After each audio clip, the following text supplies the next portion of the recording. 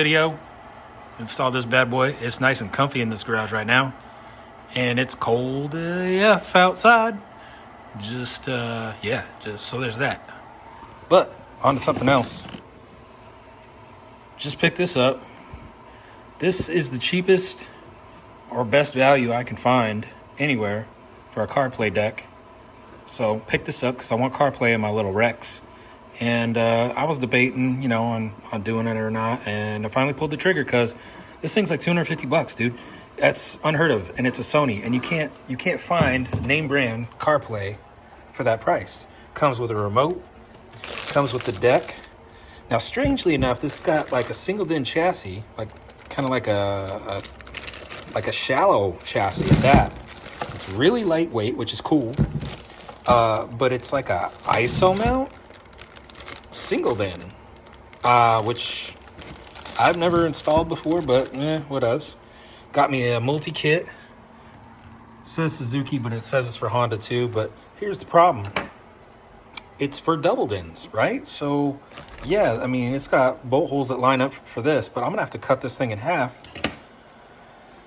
to make it work, or get real creative. So we'll see how that goes down. But, yeah, man, we're about to do some things. So, yeah, I pulled the center console part of the dash out. As you can see, I got this pocket. I'm going to have to chop this out, or probably chop some of it out for the face to fit in here, and hopefully I can make it still look good. We'll see. I might have to do some fiberglass and paint action. I don't know. Okay, guys, so here's the progression of the pillage and rippage of this poor little kit. I took all of the tabs off eventually, literally all of them, in order to use this kit, as you'll see later in the video. Okay, so here's where I'm currently at. I have the bezel here that came with the kit. I'm trying to make that fit into this opening. I've hacked this up quite a bit, as you can see. It doesn't quite fit. I'm gonna have to shave some off the edges here just to get it to fit in here, but I want it to sit nice and flush. So that's kind of what I'm doing right now. And then I want to take these little corners out so that the ears for this double DIN kit will slide right in there. As you can see from the pictures, I mowed all this extra crap off because I don't need it. I really just need these tabs, I think. But I want the extra bottom half here to stay on these ears to kind of give the deck some support. Although it doesn't weigh very much, that's my plan. So never did an ISO mount anything myself. Well, I take that back. I did a double DIN once, but that was with the actual double DIN kit designed for that car. The CRX in the States didn't come with a double DIN. I think it was Japan only. We're making it happen instead of buying a kit for $300 or whatever it is. Well, here's what I got so far, guys. I finally got the bezel in there. I had to sand and hog the shit out of this thing to get it to fit. So much so you can see sanded right through in some spots with the little barrel bit on the Dremel. And you can see it's not perfect, but my plan was I had some, it's called Fibril, a U-Paul canister of that. And you can see I've got some Bondo over there too. I'm gonna body work this. And that Fibril I think went bad though. The hardener just kind of bubbled over, and it's been on my shelf for quite some time. So I'm gonna have to go to the store and probably get some new stuff.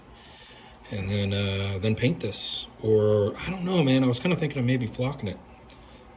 It's my new addiction. We'll see. It's the next day. We're back out here working on the little dash mod for my somewhat double DIN screen conversion on the CRX. Turns out, of the 50 tabs that come with this double DIN kit, I'm not going to use any of them. That's right, not any of them.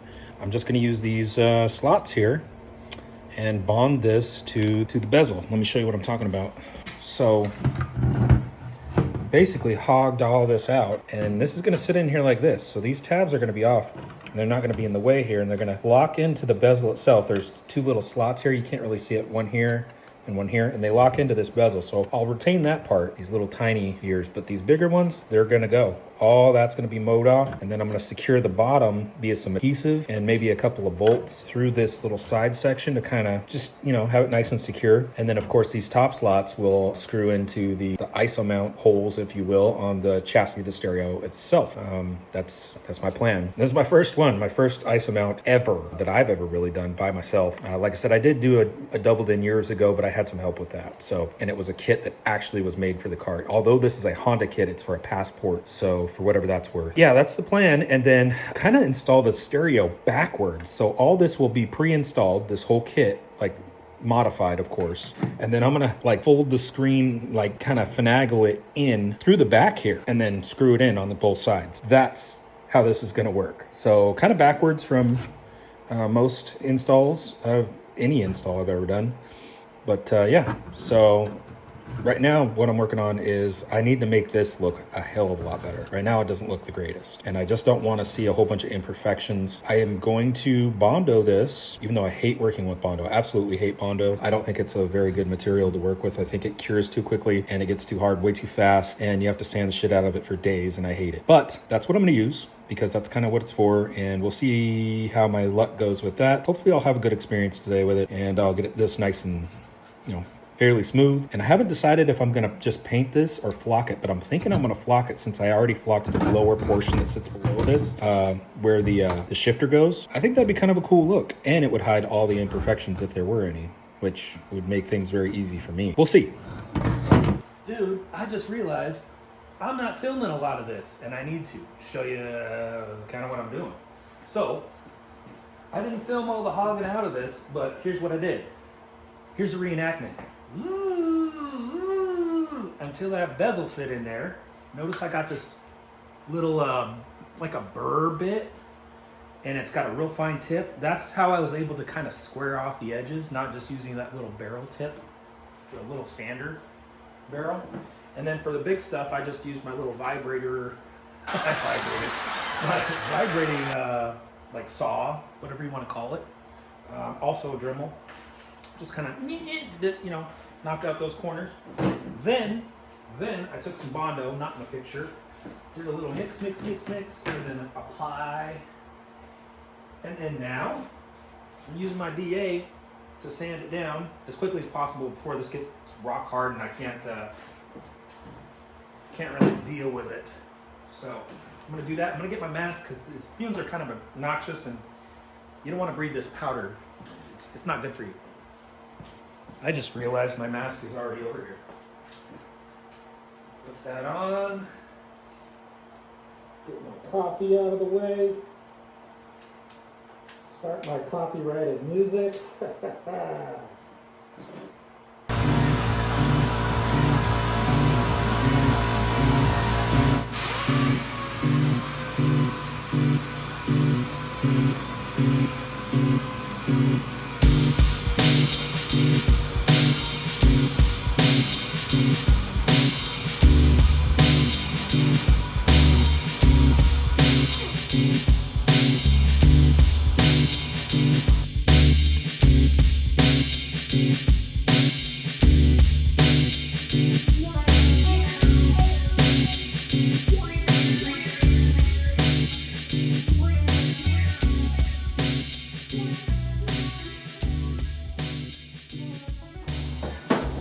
Okay, so that turned out pretty damn well, remarkably well.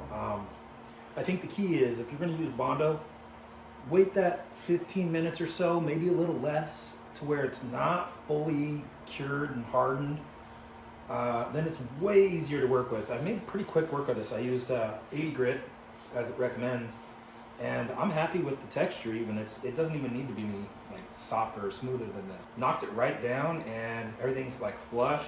I can tell if I paint this, it's actually going to look pretty good. Again, I think I'm going to flock it though, because I want to continue that flocked finish up from the bottom of the console like I did. So in my car, that's what I'm going to do. I'm really happy with this finish. This turned out better than expected. It was the Bondo, it had the fiberglass strands, the cat hair in it. Let me see what it was called. Bondo glass is what it's called. So it's got the fiberglass embedded in it. You know what? This is gonna work great. I can tell. Try to get the extra little boogers off. And I would suggest if you're going to work with Bondo, make sure and get it only in the spots that you really want it to be at. Otherwise, you're going to be doing a lot of cleanup like I'm doing. I'm not the greatest when it comes to body work and things like that. I don't have the patience for it. So there's that. I mean, and if you wanted a perfect finish, this has a few little pinholes here and there, and you could get stuff for that. Bondo makes a product, I think, specifically. It's like a putty just for the pinholes, and you can do all that if you want a perfect finish. Again, since I'm flocking it, I don't need an absolutely perfect finish. This is actually better than what I need, so I'm really happy with that. Actually, I'm gonna continue cleaning this up a little bit, and then we'll get back with you when I'm starting to flock it, I guess. I don't know. Okay, here you'll notice that I'm applying the adhesive for the flock, and you'll notice that it's a black color. It's actually colored the same color as the flock itself. Because the flock is semi-transparent, I mean, you can kind of see through to the base wherever you apply it. So, black flock, black adhesive. Makes sense, right?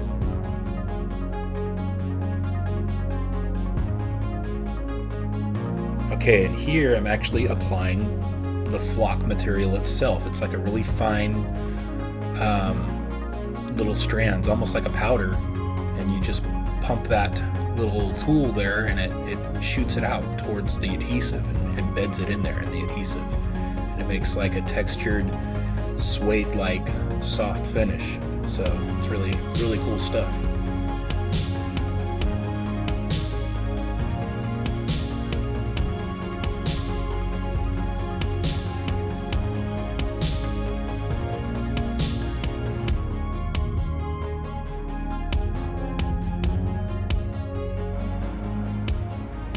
Welcome back to,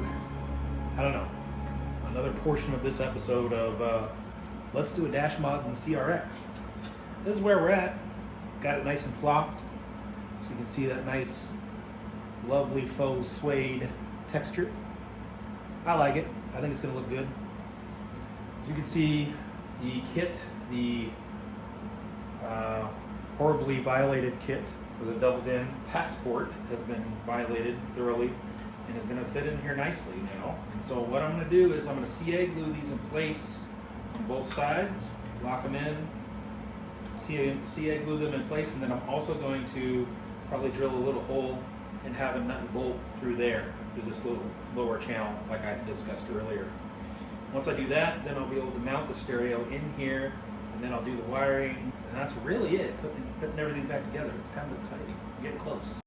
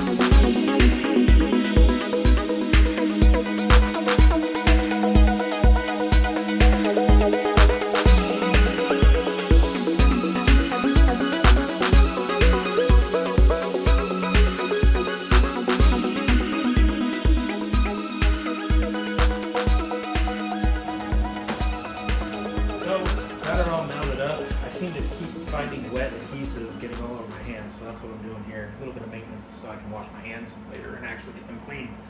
But as you can see, I got it mounted into the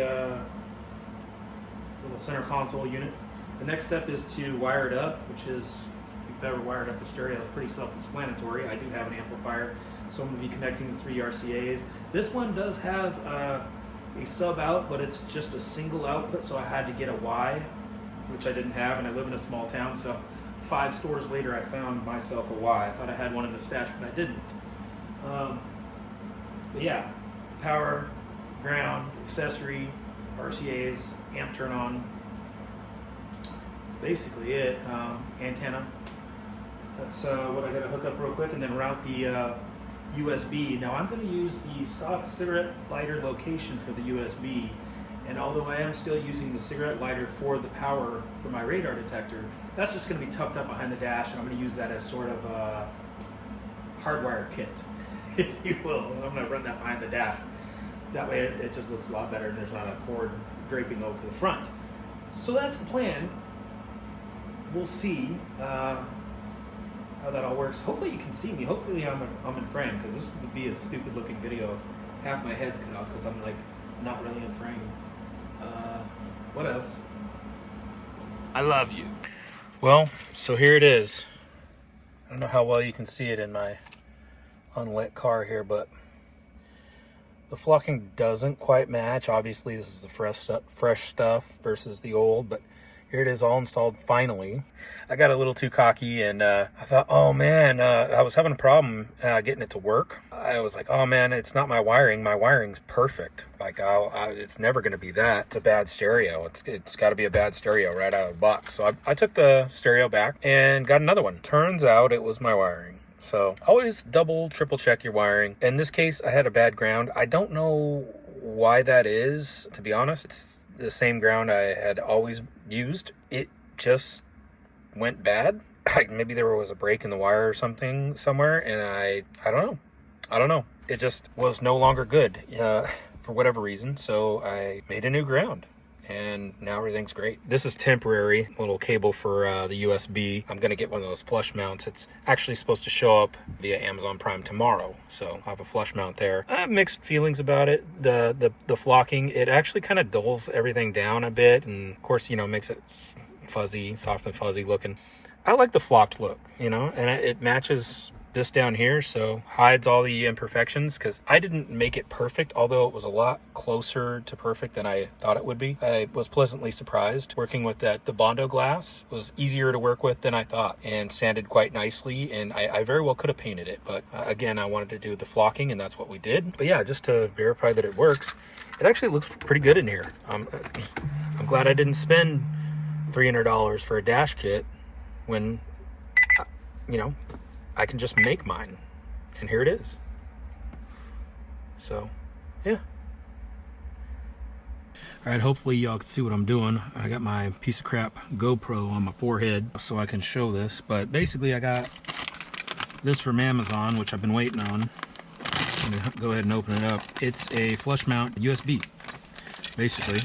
And it's gonna take the place of my little cigarette lighter. Again, I don't know if you can see this because it's kind of dark in this car, but hopefully you can see it. And I can't film with my phone because obviously I'm going to be hooking up my phone for the CarPlay to demonstrate and see that this thing actually works before I install it, because I'd hate to install that only to find out it was a waste. We will take the end of our USB from the deck. If I can get to it, it seems to be wrapped around the seat for some frickin' reason. Okay, I'm gonna unplug that. We'll plug this one in. And then this is just for demo purposes. It's not going to be this ugly, I promise. All right, so plug this in, plug it in. Which freaking way does it go? This way? Oh, come on, dog. Don't tell me there's a problem with it that I can't plug in my USB. Oh, there we go. Okay. It was just kind of tight like a Daigo. Wrong set of keys. Let's see if I got the right set in here somewhere in my pocket. Here we go. And I'm gonna go ahead and unlock my phone because I want to see if this works like it should. I'm gonna plug my phone in. I'm gonna turn this unit on. It says it's charging, so it's... Oh yeah, it worked. Here it is. Apple CarPlay. I love you. Yeah, buddy. That's nasty. I'm gonna install this flush mount into here, and I know you can't really see it. I'm gonna try what I can do to overexpose this so that you can see what I did. I'll take some pictures with the flash and whatnot. All right.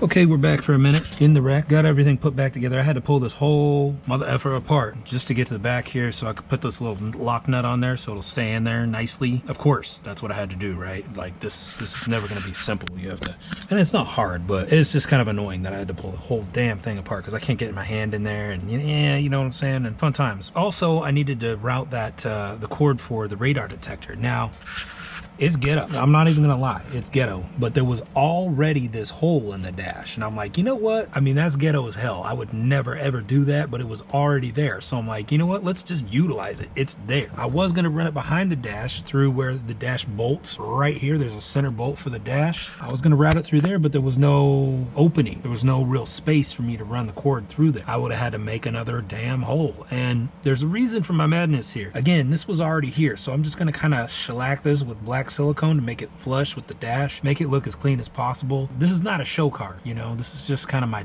believe it or not, it's kind of my daily.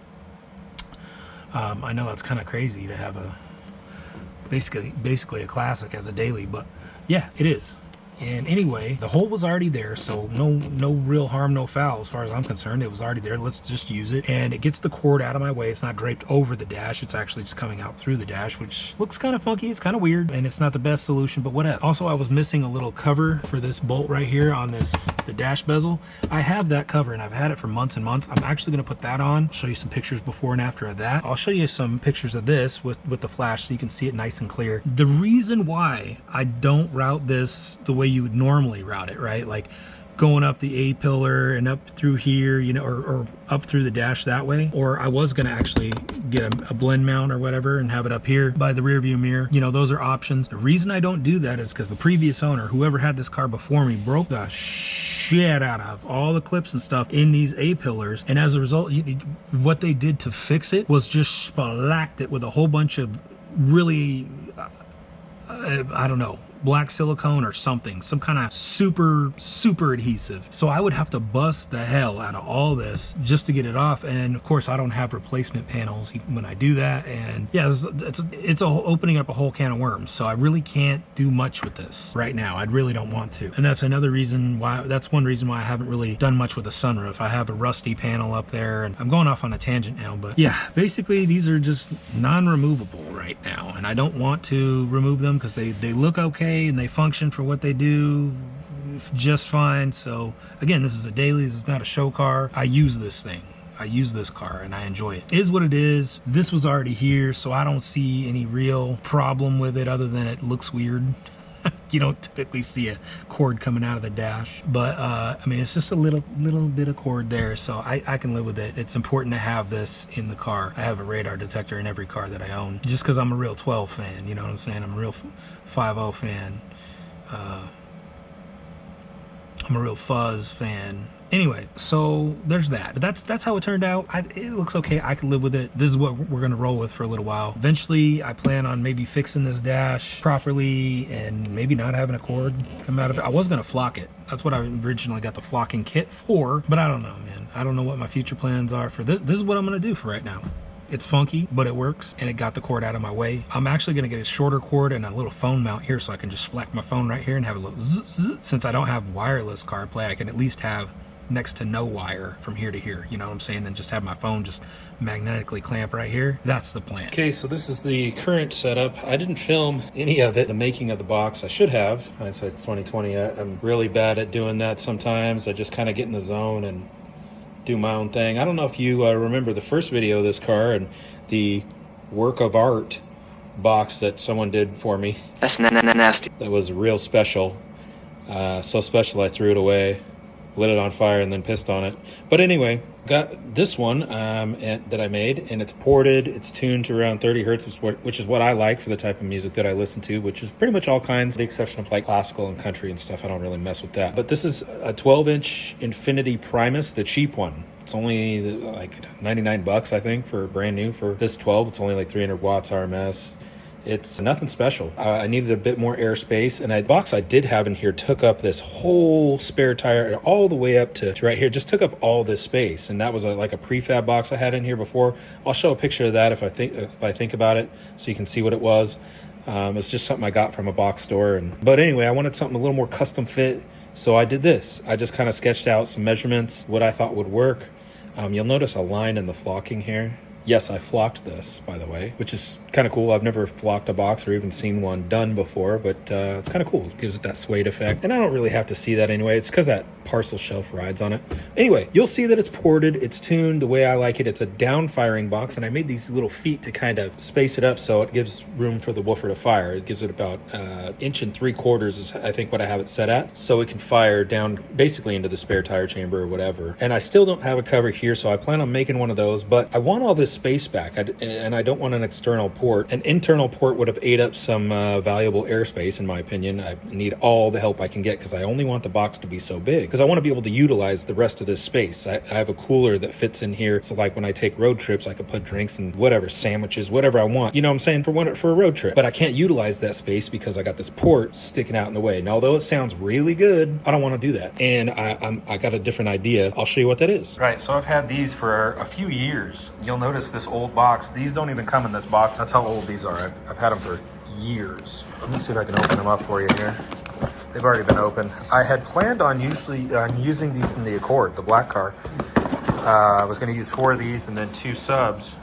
So some exotic, subs, and then 2 of these passives per side in that car, because as you know, I got 610s in there, but never ended up doing that. Here they are. It's a passive radiator. You use this in place of a port, and it actually can work a lot like a port. Instead of lengthening or shortening the length of a port, you can add or subtract weight from this backing plate here, and it will give more mass to this cone, and you can tune it that way. So really cool. That's the plan. I'm going to put 2 of these in that box for 112, because you want to do, typically if you're going to do a 12, like a 15-inch passive radiator would be ideal. You want something about 1 to 1.5 times bigger than the woofer that you're running. So 2 10s will definitely suffice.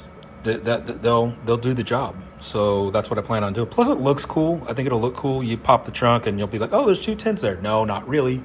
These are just passives, but I'll still get the sound that I want, and I'll get that space back, most important. So that's the plan. Nobody talks about these days, which is funny. The only other person I've seen talk about them on YouTube is the DIY audio guy, I think is what he goes by. Pretty cool channel if you haven't checked him out. He makes a lot of cool stuff, good videos. I recommend his channel. DIY audio guy, I think is his name. He talks about these too. It's just something I've always wanted to do. Again, I've had these for years, so let's do it. So this will give you a better idea of what I did.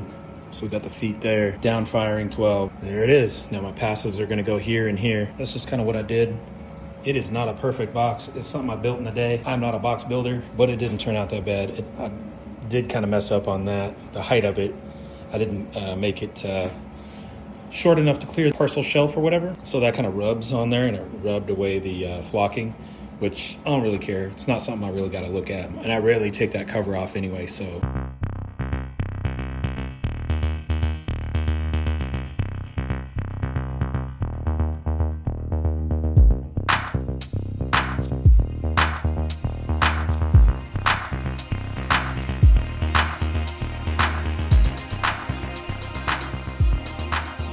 So here we are making a mess on our already finished box, just making a big old mess, messing up our flock and all that. It actually holds up pretty good to the abuse, believe it or not. Basically, I just drilled all my holes for my passives. Don't judge me on these holes. I did it freehand with a jigsaw. Hey, but it works, you know what I'm saying? It's the homie way, it's the hood way, but we're getting it done. So my technique is, what I do is I take one of these T-nuts and just put it on the hole there, right? And then I got a bolt with some washers right here. And then what I do is, to press it in, I just ratchet that bolt till it's nice and snug, and it pulls it into the box, these little teeth. So then the holes are threaded. So that's what I'm gonna do all the way around, so that I can take these in and out if I need to for tuning. Bro, so right here I discovered one of my holes was so close to the edge of the box that I actually had to trim one of the T-nuts in order to make it work. So not unheard of. I had to shave it down a bit with a burr bit, make it fit,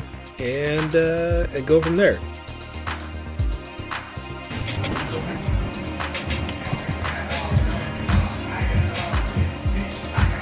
Yeah, buddy.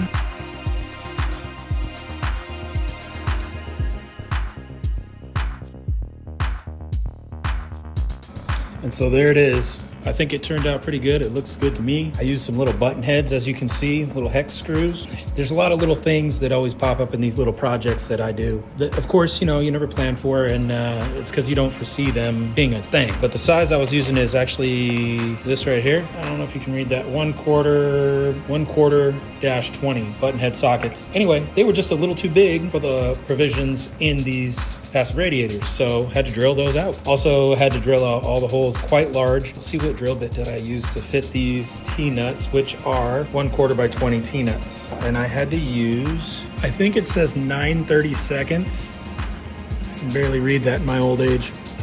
And so that's the bit that I used to finally get it to seat in there. But yeah,